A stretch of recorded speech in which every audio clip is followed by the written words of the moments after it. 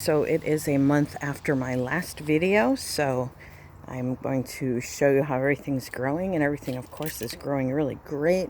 It got sunny, it got warmer. We had a couple really hot days where it got over 80. Now it's back in the 60s and really nice. But I am going to start you off here like I did in the last video with the berry farm. This is the huckleberry. It's really tiny, but it definitely has grown about a foot or more, and it grew a couple extra little vines since I planted it. This is the blackberry, and it's doing really well. And I was told that they wouldn't bear fruit until their second summer, but my guy has flowers, and I thought I saw a berry on here somewhere. Yeah, right there. So who knows? Maybe all that extra compost and organic fertilizer that I gave it. I actually treated these guys with a special, and I will put a link of it in my video, a special organic fertilizer that increases the acid. I didn't even know about doing this. And what's interesting is, see, these are my two blueberries from my last place. They've never looked this good. They've never been this tall. They were kind of dinky, and I would get just a few berries every year. But this year I happened to be in the Skagit Valley Food Co-op, which is just up the road for me. It's this beautiful organic market, and they had the fertilizer there, and I was like, maybe I should try this out. And I mean, look at every cluster that this has like way more berries on it than I've ever seen. And I'm kind of amazed because I just did one treatment with that fertilizer. So definitely the way to go. I think I'm feeling more inspired to be like, do the little extra things you should do now that I'm in such an agriculture area. But anyway, let's move on to the salmon berry. And it also is starting to make really cute little flowers. Oh, they're pink and red. Oh, they're so cute. And there's a whole bunch of them. And yeah, so we might even see some salmon berries this year. So we are going to walk over here and see my potatoes. Now this is interesting because this pot and this pot were purchased potatoes, and then this pot and this pot and this pot were all purchased. No, I'm wrong. Sorry. The red and the blue were purchased. The fingerling and the yellow came from my Classics Organic Farm box, and I really find it interesting. I mean, look at the size of these guys. And the fingerlings, which are the smallest potatoes, are growing like mad. They're really doing well. So yeah, we should have a bunch of potatoes this year. Very cool. I think I'm not sure if I showed you this last video, but this was this horrible unkempt bed of weeds from hell. And I measured it the other day to figure out my soil that I need to top this off. 16 feet by 4 feet. It's just shy of 4 feet deep. But yeah, so that was fun. I put down organic weed killer, 2 different treatments of it, and then just waited. And I'm glad I did, because the dead weeds are obviously a lot easier to dig up than they are when they're living. I did most of this by hand, so I just have a bit to clean out, and we are pretty much good to go. And hopefully the next video you'll see this will all just be a mix of native wildflowers. These are my petunias and my more petunias and a Calibrachoa. This is the butterfly bush. I think I showed you guys in the last thing. It probably didn't really have any greenery on it, but this came from my old place. And I thought maybe I'd possibly killed it, but obviously I didn't, because it is just green as green can get. I saw a cute little Ladybug was hanging on it the other day. It looks nice and clean. I think she was unhappy though, because it doesn't have any bugs on it, no aphids or anything, but it is growing tremendously. I mean, I'm so excited because this was I think I paid $3.50 for this, like, I don't know, 8 years ago maybe. So I've had this butterfly bush forever. I hacked it to hell when I moved. I did it all by myself. I pretty much heard the roots snap when I was trying to dig it out. So I thought for sure I'd killed it, but nope. It'll live another day. And this is Cappy's favorite tree to nap under. Oh, here we go, a train again, just like the last video. This is my Calibrachoa pink bumblebee and some yellow and pink petunias. And more Calibrachoa. See, that's the price you pay for having a cool, affordable house right near downtown. You do have trains that go by, but I don't really mind them at all, except when I'm recording. But this is another Calibrachoa doublet love swept. Calibrachoa are just the prettiest little flowers, and I found so many different varieties of them up here. Moving on to the gutter planters. Now, I know it looks like I've just got whole things of lettuce here, but I've been eating off this constantly for the last month. It's grown like crazy. The leaves are huge and healthy. There's no slugs or pests because they don't get up here. Something munched my one lettuce a little bit. I think it was one of those little moths that fly around. Yeah, right there. But everything else just looks great. The lettuce is delicious.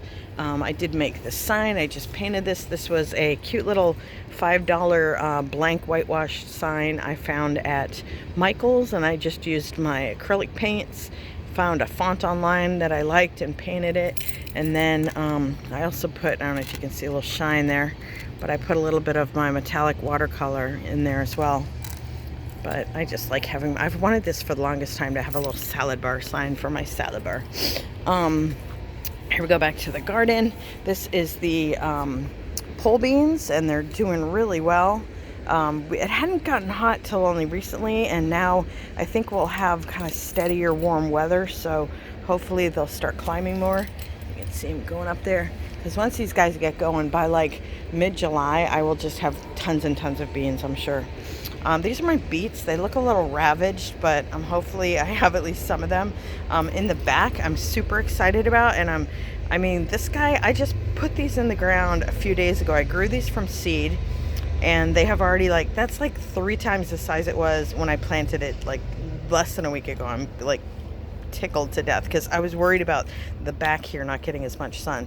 But this is Romanesco cauliflower, which is this crazy looking cauliflower. It's kind of a cauliflower broccoli hybrid, and it grows in fractals, and you'll have to Google, or maybe I'll put a link to an image of it in my description. But Romanesco cauliflower, it's the coolest looking cauliflower, and I've got 8 of them. There's another one there. There's one back there, another one back there. So I just kind of filled random spots that I had left in the garden with them, because I wanted to make sure I at least had 4, but so far all 8 of them are thriving. So I'm so excited, because I'm not one to grow things from seeds. I'm kind of lazy. I'd rather just buy the starts and stick them in the ground, but I couldn't find starts for these anywhere, so I had to go with seeds. But yeah, I did it the right way. I babied them. I made sure I was doing it right with the little those little peat moss pods and everything. So yeah, I'm totally excited that these are doing so well. Yay me. These are my sugar snap peas, and yeah, they're looking for some heat as well. Oh, and I did add a bunch of new dinosaurs in here, which are totally awesome. And if you want them, they are $1 a piece at Walmart, which I thought was really awesome. These are my 2 tomato plants. I just pruned them up a bit. They are looking really nice and healthy. I put some bamboo poles in there because every once in a while we get some weird winds here. It's really, really flat here since we're in farmland area, not like my other neighborhood that was hills. So the wind coming off the sound just whips through here. So, and this, it's coming kind of like an alleyway here with the wind. I looked out the one day and I was peeking out the window there, and I could see this tomato plant was just bending sideways. So I've got the bamboo in there just to kind of give it a little more support. So let's move on to this is my cauliflower. This one has gotten, look at the size of this plant.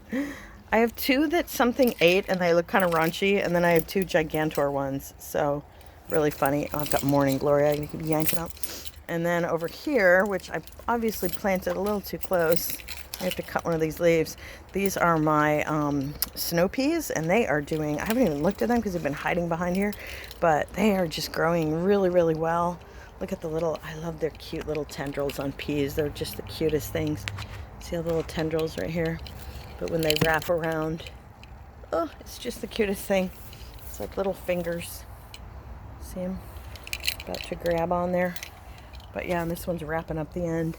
But yeah, it looks like the peas will be really well. And to make this trellis, this was a simple, just 2 plant stakes. And then I put a bamboo at the piece at the top to kind of stabilize it. And then this is just string trellis with tie wraps. So didn't cost a lot of money. Took a minute to put together. These are my Walla Walla onions, and they are really looking good. I'm wondering how long these take to grow, because some of these, they said when the things fall over, but I don't know if that's from the wind or what. I might check one of these. These are my carrots. I grew these from seed as well, so I'm excited about that because, like I said, I'm not really experienced with growing from seed. So nice to see them all growing. These again are 2 more of the Romanesco, as well as 3 across the back there. This is another tomato plant. And then my strawberries, I don't know if it's because it didn't get really hot yet, but I saw all these strawberries coming in. I saw a few ripening, and then they just disappeared. And I did spot a little rat on the wildlife camera the other night, so I don't know if he's eating them. It could be Cappy eating them, or it could be, I have 2 young squirrels, which you know I love squirrels by all my videos, but I have 2 young squirrels, and I don't know if they're coming back here and eating my strawberries. I put a little lock on the gate here in case it was the little neighborhood kids that I've made friends with. So I'm thinking tonight I'm going to put one of my trail cameras in the bed and see if anything shows up. Oh, and I made a cute little sign again with a cute little blank whitewash sign from Michael's, and then my acrylic paints. So we're going to go out front. I'm going to pause this for a second as I open this gate. Okay, so walking out front here, this is my windmill. You remember it used to be in the bed. It was actually in the raised bed at my old place, but now it's out front. And I'm really pleased with these. This was kind of a test to see if I can grow peas or beans up this windmill in this spot, because I grew them several years at my old place and they always grew really well. So for this year, instead of doing the peas here, since I wanted to make sure they would work, so I put them in the other beds, I put sweet pea flowers. And it's really interesting because I was just out here earlier today taking a photo of this, and none of those little buds were out. So this just like started budding. It's really cool.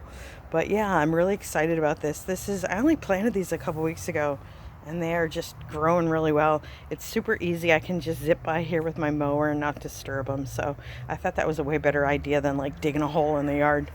Over here, I've got some yellow zucchini.